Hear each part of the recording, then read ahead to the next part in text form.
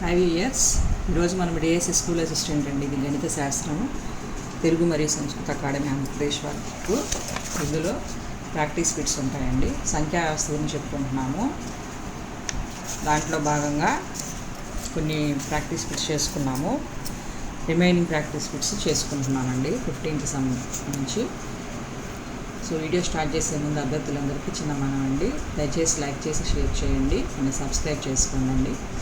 Thank you అండి. చూడండి, ఇప్పుడు 15th సమ్ ఇలా ఇచ్చేసి నెంబరు అను సంఖ్యను భాగించని సంఖ్య అన్నారు. 11th డివిజిబిలిటీ రూల్ ఏంది? 9th టేబుల్ 9తో భాగించేటప్పుడు డివిజిబిలిటీ రూల్ ఏంది? 3తో భాగించినప్పుడు డివిజిబిలిటీ రూల్ ఏంటి?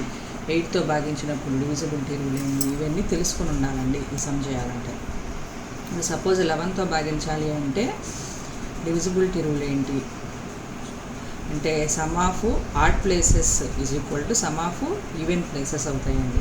ఇప్పుడు ఆడ్ ప్లేసెస్ ఏమవుతాయి? ఇక్కడ 5 1 plus 5 plus 1 6, 6 plus 9 15, 15 plus 4 19, 19 plus 8 27, 27 plus 2 29, 29 plus 7 36.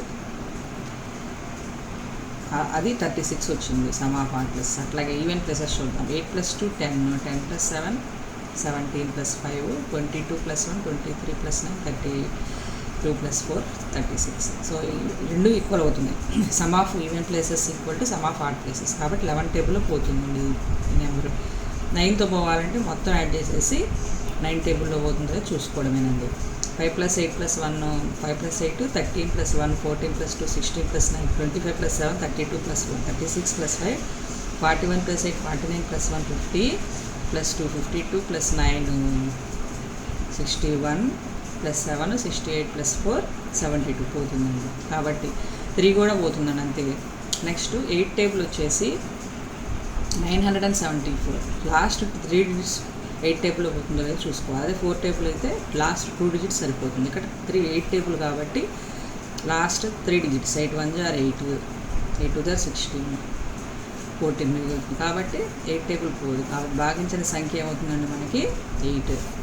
Next అట్లాగే 17 పవర్ 200 18 భాగిస్తే వచ్చే శేషం ఎంత అన్నాం. దీనికోసం ఏం చేయాలి మనము? 17 పవర్ 200. 200 అనేది ఈవెన్ నెంబర్ కాబట్టి 17 స్క్వేర్ వేసుకోవచ్చు. 289 బై 18 చేస్తే మనకి శేషం 1 వస్తుందండి. సో ఈ విధంగా మనం 17 power even number any even number వేసుకొని చేసుకోవాలండి ఇది. నెక్స్ట్, ఒక గుణశ్రేణిలో మొదటి పదం డి, సామాన్య నిష్పత్తి r. ఈ గుణశ్రేణిలోని పదాల కసాగును గసాబాచే భాగిస్తే వచ్చు భాగఫలం ఎంత అన్నారు. గుణశ్రేణిలో మనకి దీనికి మొదటి పదం వచ్చేసి డి అండి, సామాన్య నిష్పత్తి 6. ఈ గుణశ్రేణిలో పదాల కసాగుని గసాబాచే భాగిస్తే వచ్చే భాగఫలం ఎంత అన్నారు. దీనికోసం సమ్ చేసుకోవాలండి. సమ్ వచ్చేసి మనకి ఇక్కడ ప్లేస్ సరిపోదు కాబట్టి ఇక్కడ చూడండి. సపోజ్ మనము ఎగ్జాంపుల్స్ తీసుకున్నాం అనుకోండి. దీనికి ఎగ్జాంపుల్స్ తీసుకొని చేస్తే మనకి ఈజీగా అర్థమవుతుందండి. 2 4 8 అనేది ఒక గుణశ్రేణి తీసుకుంటే, ఎందుకంటే 4/2 కామన్ రేషియో, సామాన్య నిష్పత్తి సమానంగా ఉంది. 4/2 అంటే 2, 8/4 అంటే 2. సపోజ్ కసాగు తీసుకుంటే 8. ఇక్కడ కసాగు చేస్తే మనకి 8 LCM. చివరి పదం వచ్చేసి 8. సో మనకి ఎన్నవ పదానికి సూత్రం a × r⁻n−1 = 8. అది ఎన్నవ పదం, చివరి పదం ఉంటుంది కాబట్టి. గసాబా వచ్చేసి 2 అవుతుందండి మూడింటికి. a = మొదటి పదం వచ్చి 2. సో ఇప్పుడు 1/2 చేసినప్పుడు మనకి a × r⁻n−1/a చేసినప్పుడు r⁻n−1 వస్తుందండి. సో ఈ విధంగా వాళ్ళు కసాగును గసాబాచే భాగిస్తే అన్నారు. కసాగుని గసాబాచే భాగిస్తే వచ్చేది ఏమవుతుంది అన్నారు. కాబట్టి ఈ విధంగా r⁻n−1 అనేది వస్తుంది. Next 18th some.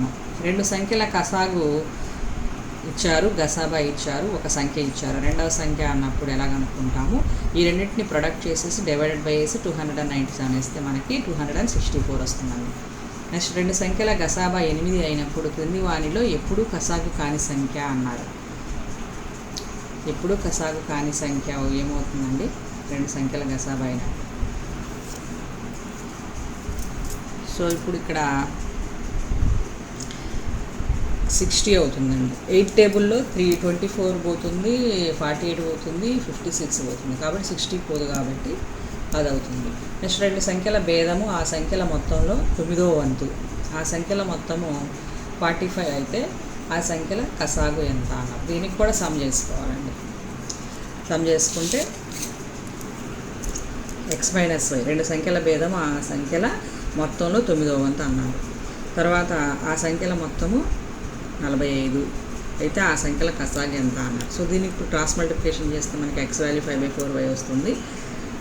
So next ఇక్కడ x + y = 45 అని వాళ్ళు ఇచ్చారు కాబట్టి దాంట్లో ఈ x వాల్యూ సబ్స్టిట్యూట్ చేసుకుంటే y వాల్యూ వస్తుంది. ఆ y వాల్యూని తీసుకుని దీంట్లో సబ్స్టిట్యూట్ చేసుకుంటే x వాల్యూ వస్తుంది.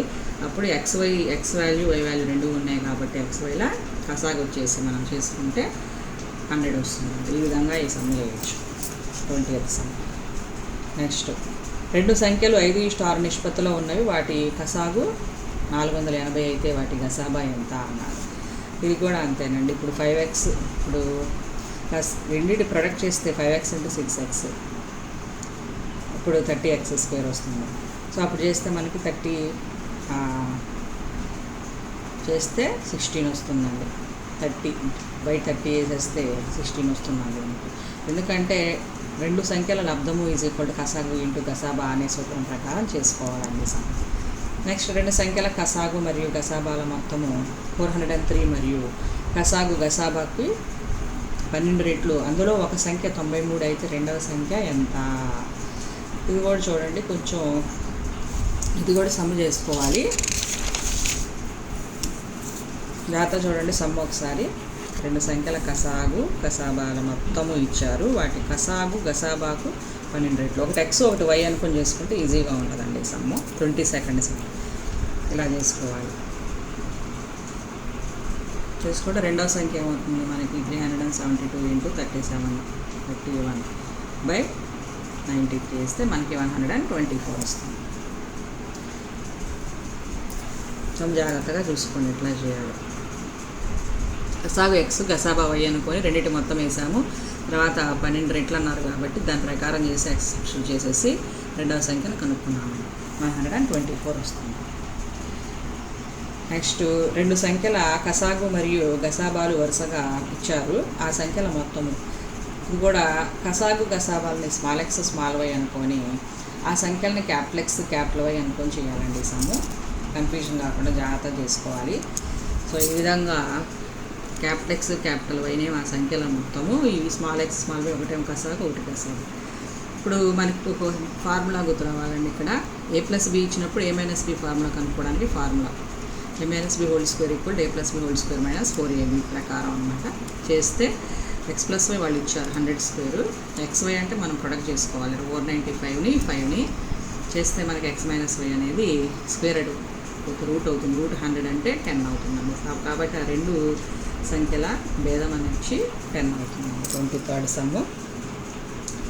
నెక్స్ట్ 6, 9, 12 వచ్చే భాగించినప్పుడు 3 శేషం వచ్చే 3 అంకెల గరిష్ట సంఖ్య అన్నప్పుడు ఈ 6తో మనం డివైడ్ చేసినప్పుడు డైరెక్ట్గా త్రో ఆప్షన్ ప్రకారం ఇక్కడ 6 × 1 = 6, 6 × 6 = 36. ఇది 6 టేబుల్లో పోతుంది.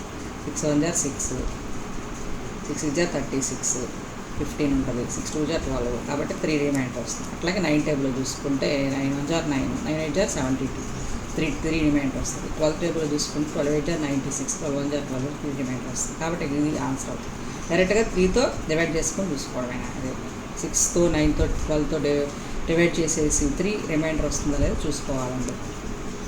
130, 305 మరియు 245 భాగించినప్పుడు వరుసగా 6, 9 మరియు 17 శేషములను ఇచ్చు గరిష్ట సంఖ్య ఎంత అన్నారు. ఈ సమ్ కొంచెం మీరు కామెంట్లో పెట్టండి చేసి. Next 26th sum. 25th some చూడండి ఒకసారి జాగ్రత్తగా చేసి కామెంట్లో పెట్టండి.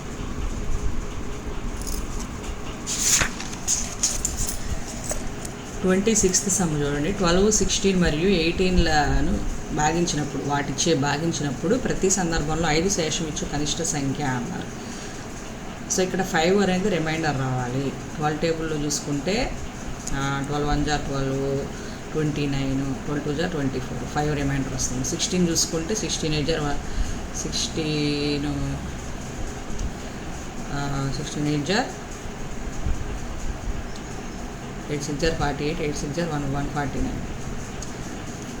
18తో చేస్తే ఈ విధంగా భాగించినప్పుడు ప్రతి సందర్భంలో శేషం ఇచ్చు కనిష్ట సంఖ్య ఎంత అన్నారు. ఇది కూడా ఒకసారి చూసుకోండి. నెక్స్ట్ వీడియోలో కంటిన్యూ చేస్తాను. Thank you.